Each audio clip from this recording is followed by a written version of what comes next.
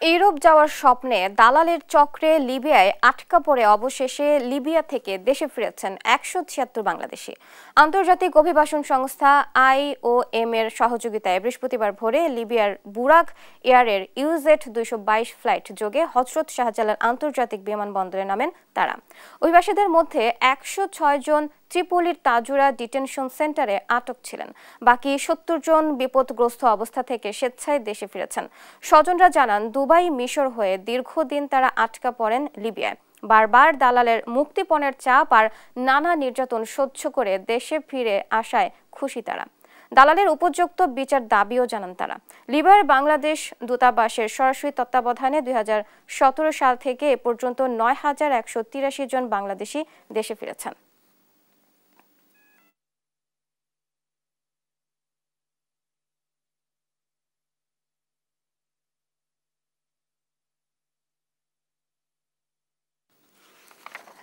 এ বিষয়ে আরো জানাতে বিমানবন্দর থেকে সরাসরি যুক্ত হচ্ছেন সহকর্মী আলিমুজ্জামান সাফওয়ান। সাফওয়ান, ইমিগ্রেশন শেষ হতে আর কত সময় লাগবে এবং লিবিয়ায় কি কি সমস্যায় পড়েছিলেন প্রবাসীরা, এই বিষয়ে বিস্তারিত জানাবেন।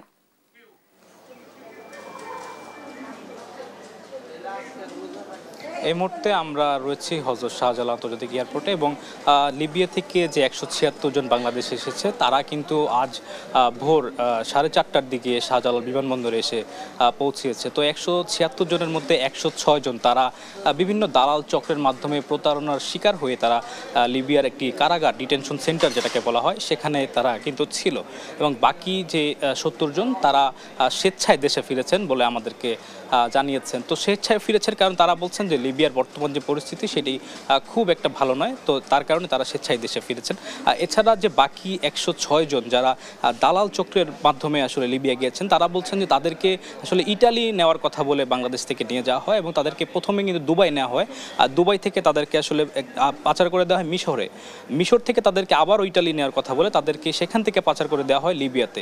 তো লিবিয়াতেও কিন্তু তাদের কাছে সেখানে আরেকটি দালাল চক্র কাজ করে, আর সেখানে দালাল চক্রের কাছে তাদেরকে তুলে দেওয়ার পর সেখানে কিন্তু লিবিয়া যখন তারা পৌঁছেছে, লিবিয়া থেকে কিন্তু তাদেরকে আবারও মুক্তিপণ তাদের কাছ থেকে আদায় করা হয়েছে এবং তাদের যে পরিবার রয়েছে, দেশে রয়েছে স্বজনরা, তাদেরকে ফোন করা হয়েছে এবং তাদেরকে মেরে ফেলার যে হুমকি এছাড়া অন্যান্য অত্যাচার করা হয়েছে বলেও তারা জানিয়েছে। তো সেখানে মোটা অঙ্কের একটি টাকা কিন্তু তারা সেখানে দালাল চক্রকে দিয়েছে।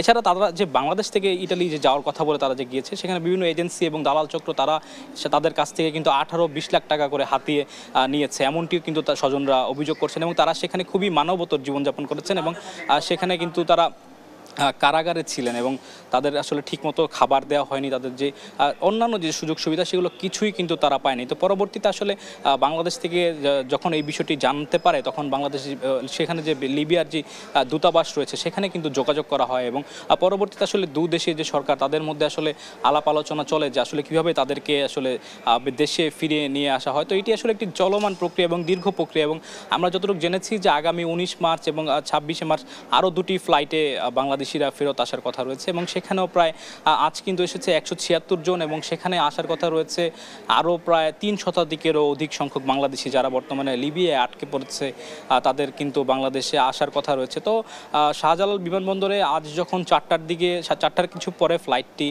নামে, এখন কিন্তু সকাল 7টা পেরিয়ে গেছে, অর্থাৎ 3 ঘন্টারও বেশি সময় কিন্তু অতিক্রম হয়ে গেছে। এখন পর্যন্ত কিন্তু তারা শাহজালাল বিমানবন্দর ত্যাগ করেনি, ভিতরে যে কার্যক্রম রয়েছে সেগুলো কিন্তু চলছে এবং আমরা যতটুকু জানতে পেরেছি যে IOM এর যে সংস্থাটি রয়েছে তারা কিন্তু ভেতরে তাদের সাথে কথা বলছেন এবং তাদের ওখানকার যে তাদের সহায়তায় কিন্তু বাংলাদেশে তারা আসলে ফিরতে পেরেছে জাতিসংঘের সহায়তায়।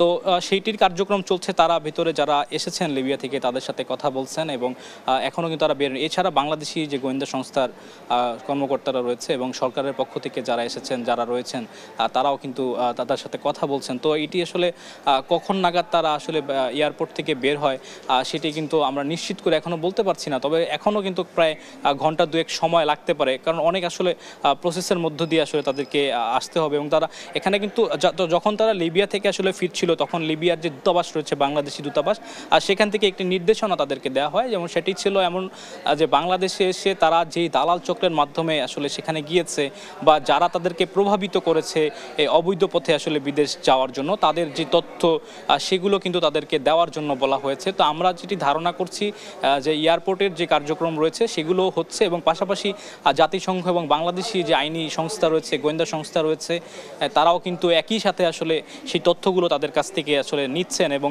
সেগুলো যাচাই বাছাই করছেন এবং তারা কিন্তু প্রতারণার শিকার হয়ে গেছেন। এবং শুধু তারাই নয়, প্রতি বছরই বাংলাদেশ থেকে আসলে লক্ষ লক্ষ মানুষ বিদেশে যায় আসলে উন্নত জীবনযাপনের আশায় এবং বেশিরভাগ মানুষই দেখা গেছে যারা প্রবাসী রয়েছেন, শ্রমিক রয়েছেন, তারা কিন্তু প্রতারণার শিকার হন। এটি আসলে নতুন কিছু নয়।